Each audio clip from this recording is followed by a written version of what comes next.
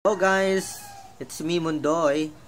Gusto nyo bang ma-open na yung content monetization tools ninyo kahit wala ka pang ads on Reels, in-stream ads? Yan, ito lang ang gagawin po ninyo guys. So yung mga suggestion na ito ay napaka-effective guys. Unang-una dapat consistently na nagpo-post po kayo ng it's either photos, text, or reels.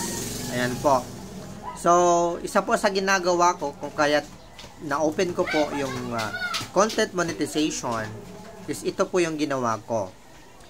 Consistently po ako na nagpo-post ng 3 reels sa bawat araw at isang long form video consistently guys. Kasi yan yung ginawa ko. At to my surprise, ayun, na-open po yung ating content monetization tools. So, yun lang po ang ating gagawin.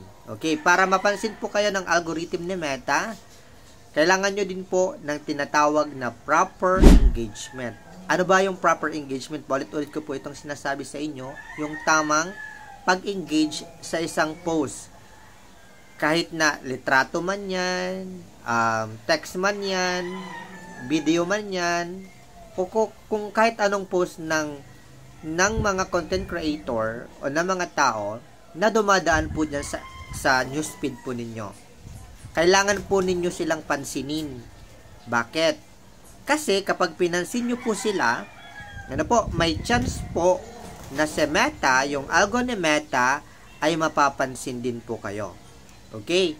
So, wag nyo pong ugaliin na porket nag-comment or nag-post ng count me in, engagement is the proper, is the key, yun na din yung kino-comment po ninyo sa comment section. Let me in, tara let's, engagement is the key.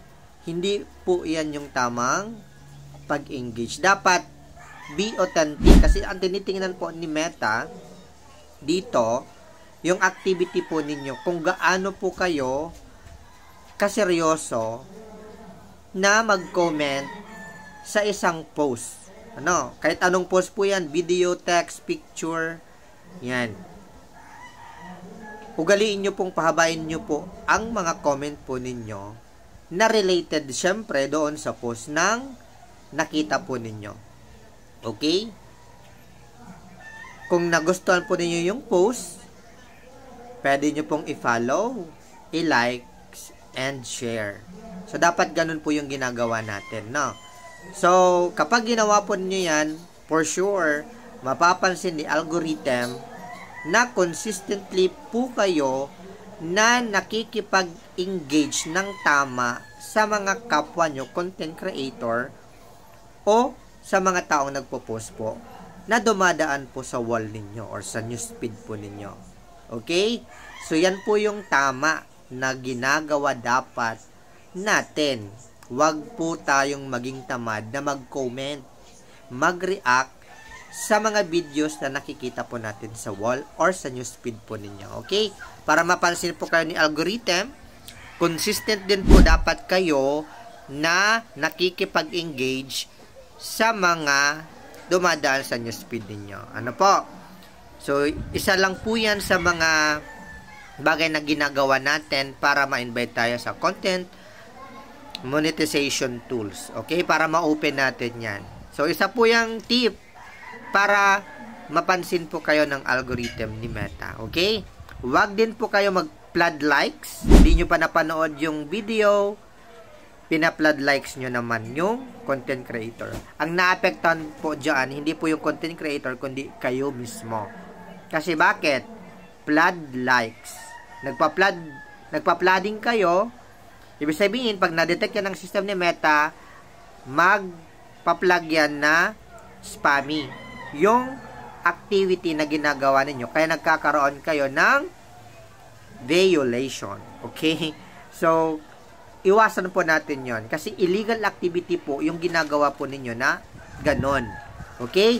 So, kaya kung ako sa inyo guys, ituwid na po ninyo yung ginagawa po ninyo. Kung gusto po ninyo maging successful na content creator talaga, maging certified content creator dito sa Meta World, okay?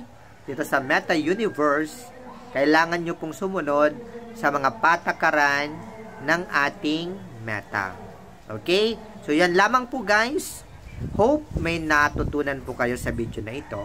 At naway i-follow, i-like, and i-share na rin po ninyo ang video na ito para malaman po ng ating ibang co-content creator ang mga bagay na ito na dapat nilang ginagawang tama. So, yun lang guys. Bye-bye. Magandang hapon.